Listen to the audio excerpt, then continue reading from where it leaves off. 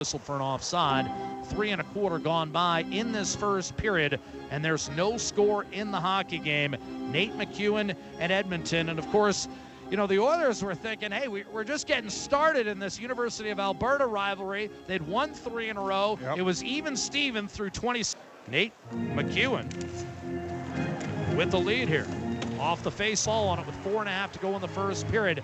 And Bob, while that shift did draw a penalty against Nate McEwen and the Oilers will have a second consecutive power play, I'm starting to see evidence of what you were talking about earlier, in the sense that I think to a man, the Oilers by Daigle, and Ziad Pagan is another guy I'd put in the same category as Evan Poli with 2:49 to go in this first period, 1-0.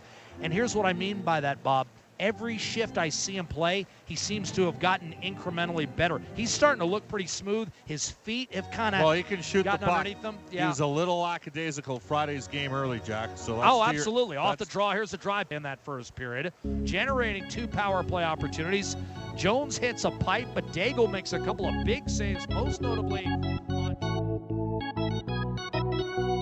And that's the end of the first period with the score. The All-Stars 1, your Edmonton Oilers rookies 0.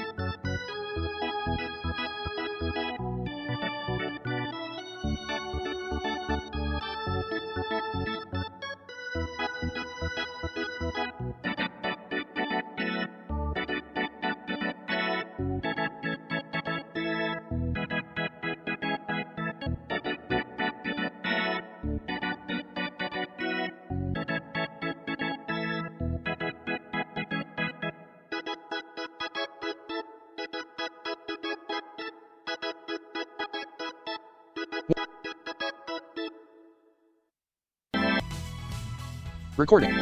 Track.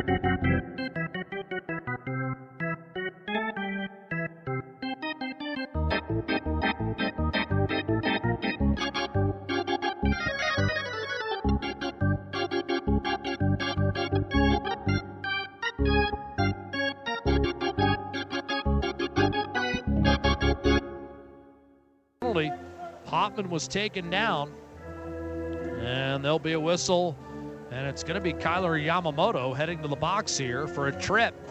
At 4:09 of period 2, Nate will get a second power play. They did nothing with the first power play, but again, the Oiler penalty killer's on the verge of breaking through. Problem here is Yamamoto's in the box. He was Butcher's running mate. Off point blank range. He's able to make the stop on Hoffman, but a good chance for Nate McEwen. It's first sustained pressure of any kind on the power play. Jared Hoffman, the guy who's playing for Nate this year, and again, I mean, Nate McEwen, probably the two teams expected to contend for the title again. It was McEwen's first championship since 2004 last year. Danielson hits the Edmonton line, and though the timing of the play was disrupted by a tip pass and baited Nate McEwen into an offside, seems like it's just a shrug of the shoulders on Nate McEwen bench. Okay, we go back to work. Well, they've got players as old as 26 on their team, Jack, and they're playing it composed. And he's got it, no rebound. And that's twice, both on Gambardella's breakaway and a pretty point-blank chance for Caleb Jones that Daigle has not issued a rebound. He spilled a couple of ones from the perimeter, but in tight, he's been pretty solid on the puck. Park's warming up here. He's going to go in, we think. At the midway point, he is. And it might be a different high slot.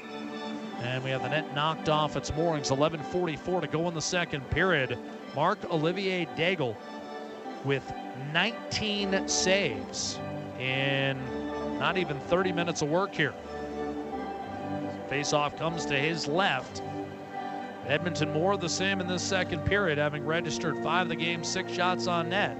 Still not enough urgency, Jack. There's still more opportunities to direct more pucks to the net and attack the net. Official team name given off the draw, so I'm going Nate McEwen just for the flow of play. Colton Waltz tried a shot that's deflected out of play. They didn't have official jerseys. No, but you know what? The jerseys have worked out tonight. It works, Sarah. Yeah, the maroon and blue and gold, it actually looks pretty sharp out there. So, face off right side, 54 remaining in the first period, and there you see a rare whistle on a puck that's trapped along the kick plate, that yellow strip that runs beneath the dasher boards. 4:44 remaining in the second period, and a face-off to the left of the Nate McEwen net, patrolled now by Nathan Park after a perfect 29.5 minutes from Marc-Olivier Daigle. Off the draw again, Nathan Park by Ty Stanton, was frustrated by that mistake. He really felt he had a chance to get his team up and after it on the power play. They were a little bit better on that last power play, had some chances, but Stanton had to fall back after the turnover by Danielson. Here's the shots having been turned aside by Nate McEwen's 2 goalies. 19 from Marc-Olivier Daigle and 11 by Nathan Park in relief. He did end up getting tested a fair bit, Bob, and Nate McEwen, despite being outshot dramatically, has an opportunity for a major upset here, leading 1-0 with 20 minutes to play. 30-11 are the shots on goal. I mean, again, and 17-4 in the second Jack, period. but it's really been, for me, the last 4 or 5 minutes of both periods, and I think that's partially a sign of fatigue, and you wonder if that starts.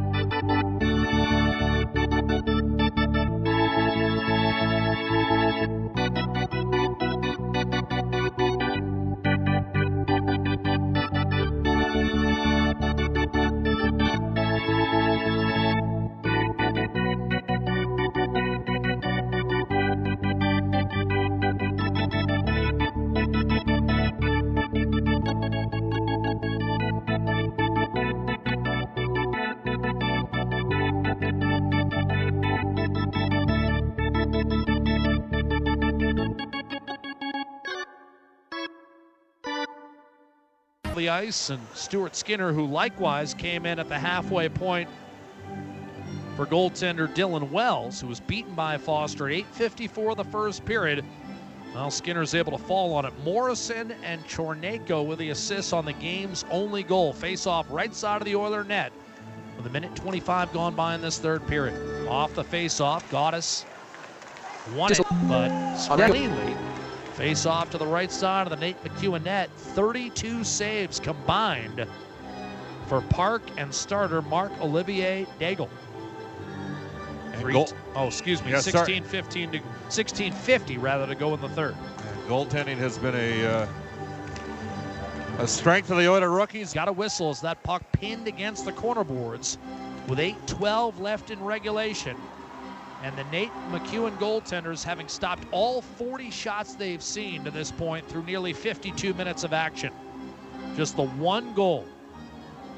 Another good look for the Oiler rookies, as pinching on the back door was Caleb Jones, or that was Ethan Bear, right shot. And last year, big offensive campaign with the Seattle Thunderbirds. 48 playoff points the last 2 years, and we'll see how he progresses this season down in Bakersfield. Second and both ways, 1-1. Yeah, I think Morrison will go, and Zapula maybe for embellishment. No, it's not going to be Morrison. It's going to be McKittick.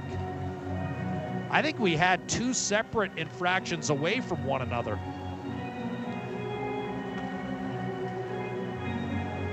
I think there was embellishment for Zapula on that little tug from Morrison. Sure. They didn't call Morrison for the penalty. They had already called one on McKittick.